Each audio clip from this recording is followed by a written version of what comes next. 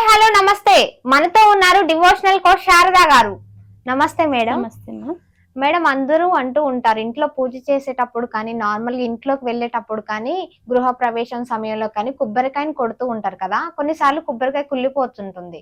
అప్పుడు అశుభమా శుభమా మేడం? చాలా మంచి క్వశ్చన్ వేసావు నాన్న. ఇప్పుడు మనం కొబ్బరికాయ షాప్ లో నుంచి తీసుకెళ్తాం కదా, ఆ షాప్ ఆయనకి తెలియదు అది కొబ్బరికాయ కుళ్ళిపోయి ఉంటుందని. తీసుకుని మనం ఎన్నిసార్లు చెక్ చేసి మనం తీసుకొని వెళ్తాం కొబ్బరికాయ తీసుకెళ్ళాడు, కానీ అది మనకు కూడా తెలియదు కదా. అది మన చేతుల్లో లేని విషయము. దానికోసము బెంగపడి అరే కొబ్బరికాయ చెడిపోయింది కదా, చెడిపోతే మనకి అశుభమేమో అనేది. మన జీవితం అంతా కొబ్బరికాయ మీద ఆధారపడి ఉందా? లేదు కదా. మనిషి ఇంత పెద్ద జీవితం ఇంత కొబ్బరికాయ మీద ఆధారపడినట్టు ఏదో జరిగిపోతుంది, మాకు ఏదో అయిపోతుంది అనే ఒక ఇన్సెక్యూర్ ఫీలింగ్ అన్నమాట. అలా ఎప్పుడు ఫీల్ అవ్వాల్సిన పని లేదు.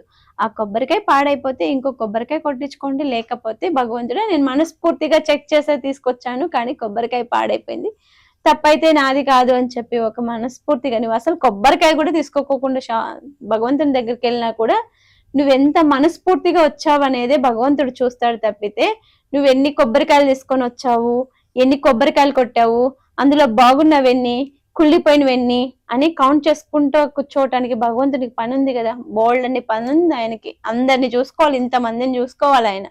మనం ఇంట్లో ఉన్న ఇద్దరు బిడ్డల్ని చూసుకొని రావటానికే మనకి ఎంతో కష్టం అవుతుంది. ఇన్ని కోట్ల జనాభాకి అందరికీ దేవుడు ఆయనే కదా, అందరినీ పర్యవేక్షించాలి కదా.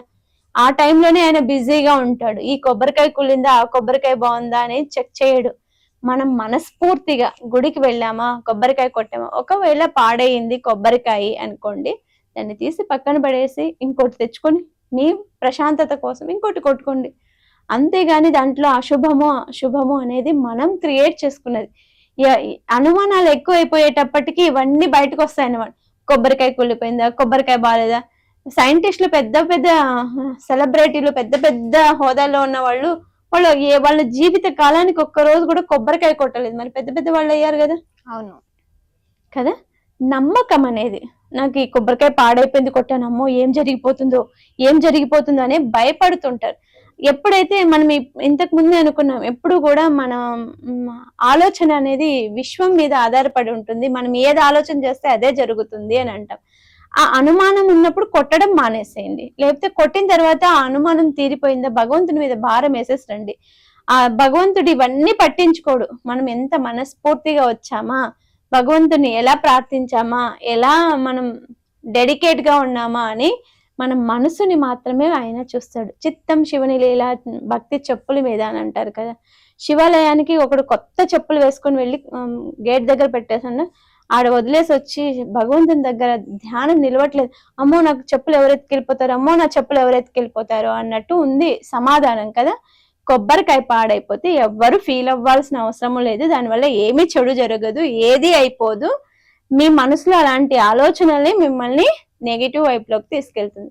మీరు పాడైపోయినా కూడా పర్వాలేదు, మీరు భగవంతునికి దండం చేసుకొని స్వామి నేను మంచి కొబ్బరికాయ వెతికి తీసుకొచ్చాను, పొరపాటున కొబ్బరికాయ ఇలా పాడైపోయింది, నా తప్పు లేదు, కొబ్బరికాయ తప్పు లేదు, షాప్ లో అమ్మిన వాళ్ళ తప్పు లేదు స్వామి, నేను మనస్ఫూర్తిగా తీసుకొచ్చినాను, నా మనసే నీకు ఆర్తిగా అర్పిస్తున్నాను, నా మనసే ఒక కొబ్బరికాయ అనుకోండి మీకు అనుకొని మనస్ఫూర్తిగా మీరు దండం పెట్టుకొని వచ్చారంటే భగవంతుడు దాన్ని తప్పకుండా మీ కోరిక ఏదైనా నెరవేరుస్తారు. అంతేగాని అనుమానం పెట్టుకోకూడదు. ఎప్పుడు అనుమానం అనేది పెనుభూతంగా మారిపోతుంది.